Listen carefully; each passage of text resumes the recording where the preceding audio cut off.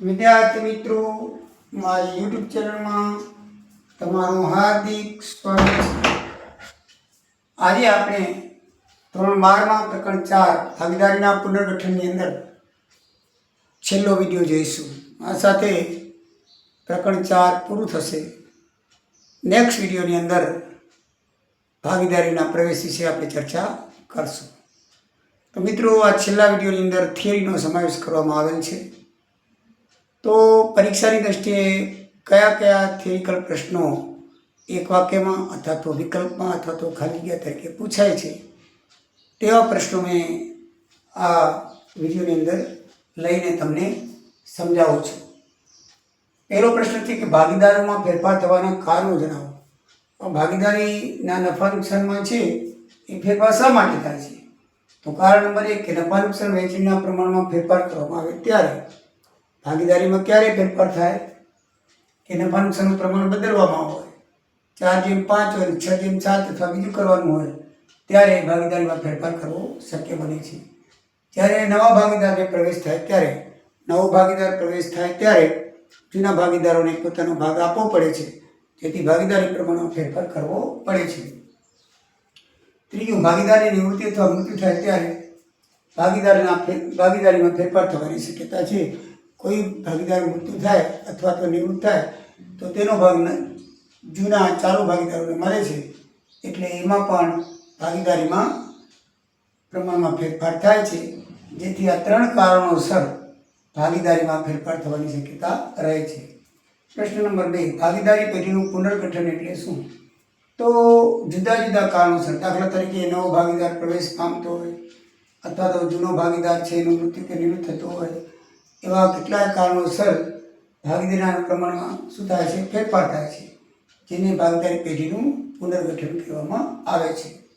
ત્યાગનું પ્રમાણ એટલે શું? તો ચાલુ ભાગીદારોને અગાઉ મળતા નફાના ભાગ કરતાં જો ઓછો ભાગ મળે, તે ભાગ જેટલો ઓછો મળશે ને તે ભાગને ત્યાગનું પ્રમાણ કહેવામાં આવે છે। આવું નવો ભાગીદાર દાખલ થાય ત્યારે બને છે। આ તમારે ઉદાહરણ દેવું તો આગળ લખી શકો, એક વાક્યમાં પૂછ્યું તો આટલું કહેવાની જરૂર બરાબર છે। આવું ક્યારે બને છે કે નવો ભાગીદાર દાખલ થાય ત્યારે બને છે। જૂના ભાગીદારો પોતાનો અમુક ભાગ નવા ભાગીદારને આપે છે, જેથી તેમને ત્યાગ કરવો પડે છે। લાભનું પ્રમાણ એટલે શું? ચાલુ ભાગીદારને અગાઉ મળતા નફામાંથી વધારે ભાગ મળે તો તે ભાગને લાભનું પ્રમાણ કહે છે। આટલી વ્યાખ્યા પૂરતી છે। પછી આગળ જો તમારી ઈચ્છા હોય તો લખી શકો છો કે ભાગીદારના મૃત્યુ કે નિવૃત્તિ વખતે તે ભાગીદારનો ભાગ, ભાગીદાર મૃત્યુ પામે કે નિવૃત્ત થાય તો તેનો ભાગ શું છે? જૂના ચાલુ ભાગીદારોને મળે છે, જેથી તેમને લાભ થાય છે। નફો અગાઉથી મળતો હોય એના કરતાં વધારે મળે છે, જેથી તે ભાગને શું કહેવાય છે? લાભ કહેવાય છે। પુનઃમૂલ્યાંકન ખાતું એટલે શું? કે બીજા કયા નામે ઓળખાય છે? મિલકત તેમાં દેવાનું પુનઃમૂલ્યાંકનની અસરો નોંધવા માટે પેઢી જે ખાતું બનાવે તેને પુનઃમૂલ્યાંકન ખાતું કહેવામાં આવે છે।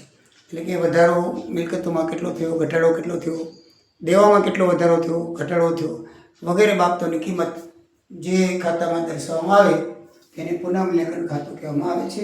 એનું બીજું નામ નફા નુકસાન હવાલા ખાતું પણ કહેવામાં આવે છે, કારણ કે આ અસર છે ને એ હવાલાને કારણે આપણે દેવી પડે છે।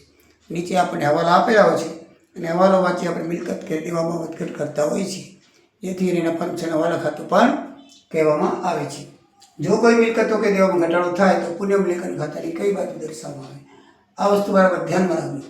મિલકતમાં ઘટાડો થાય એટલે આપણને શું થાય? ઘટાડો કે નુકસાન હંમેશા પુનઃમૂલ્યાંકન ખાતાની ઉધાર બાજુ, અને નફો અથવા તો લાભ એ હંમેશા પુનઃમૂલ્યાંકન ખાતાની જમા બાજુ આવે।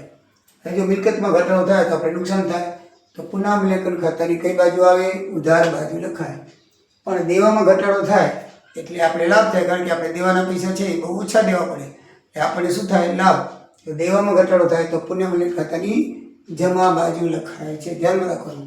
એનાથી ઉલટું, જો કોઈ મિલકતમાં દેવામાં વધારો થાય તો પુનઃમૂલ્યાંકન ખાતાની કઈ બાજુ દર્શાવાય છે? મિલકત કે દેવામાં વધારો થાય, મિલકતોમાં જો વધારો થાય તો આપણને લાભ થાય, જેમ ઘટાડો થાય તો નુકસાન થતું તો ઉધાર બાજુ, તો લાભ થતો હોય તો જમા બાજુ લખાય।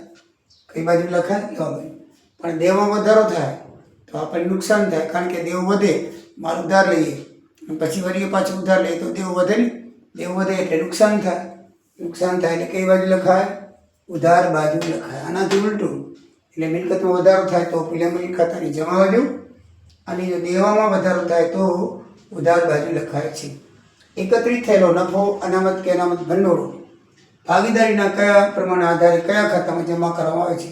તો મિત્રો, નફો, અનામત, ભંડોળ એ વગેરે એક નફાનો જ ભાગ છે, જેથી ભાગીદારોના જૂના પ્રમાણમાં તેમના મૂડી ખાતામાં જમા કરવામાં આવે છે. મૂડી અથવા તો ચાલુ ખાતામાં.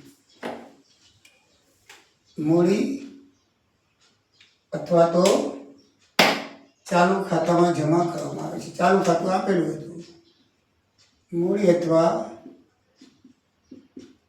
ચાલુ ખાતામાં જમા કરવામાં આવે છે. પુનઃમૂલ્યાંકન ખાતાનો નફો ભાગીદારીના કયા પ્રમાણમાં કયા ખાતાને કયા પ્રમાણથી જમા કરવામાં આવે છે?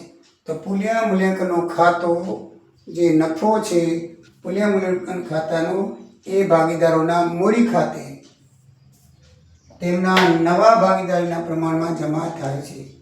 મૂડી ખાતે અથવા ચાલુ ખાતું તેમના નવા પ્રમાણમાં, કયા પ્રમાણમાં? નવા પ્રમાણમાં જે હોય એના આધારે જમા કરવામાં આવે છે. એકત્ર ભંડોળ, જૂનો નફો, અનામત એ બધું જૂના પ્રમાણમાં. જ્યારે પુનઃમૂલ્યાંકન ખાતાનો નફો એ કેમાં? નવા પ્રમાણની અંદર ભાગીદારોના ચાલુ ખાતે કે મૂડી ખાતે જમા થાય છે.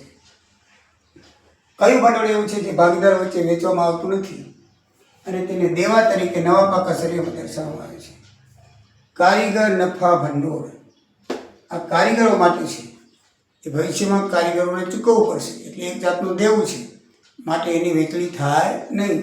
તો કારીગર નફા ભંડોળ છે પાકા સરિયામાં તમને દેવામાં આવે છે, અને ભૂલથી તમે જો ભાગીદારોના ચાલુ ખાતે કે મૂડી ખાતે જમા કરી નાખો તો તમારો આખો દાખલો ખોટો પડે, મારે કપાઈ જાય. એટલે આ વસ્તુ બરાબર ધ્યાનમાં રાખવાની છે.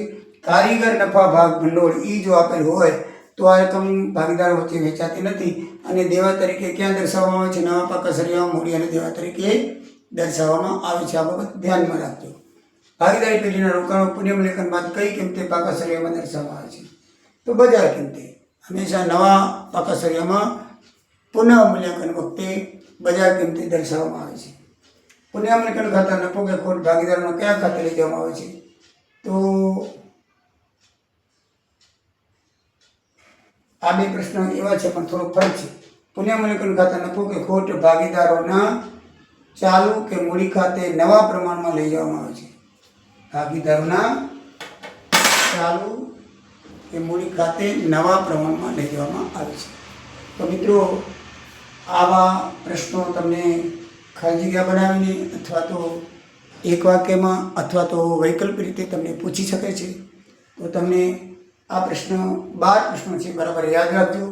પરીક્ષા વખતે એકવાર વાંચી જજો તો આ પ્રકારના વિકલ્પો કે ખાલી જગ્યા અથવા કોઈ પણ ટૂંકા પ્રશ્નો હશે તો તમને આવડી જશે. મારો વિડીયો ગમ્યો હોય તો તમે લાઈક કરજો, તમારા મિત્રોને ફોરવર્ડ કરજો અને સબસ્ક્રાઈબ કરજો. જય દ્વારિકાધીશ, જય સિયારામ.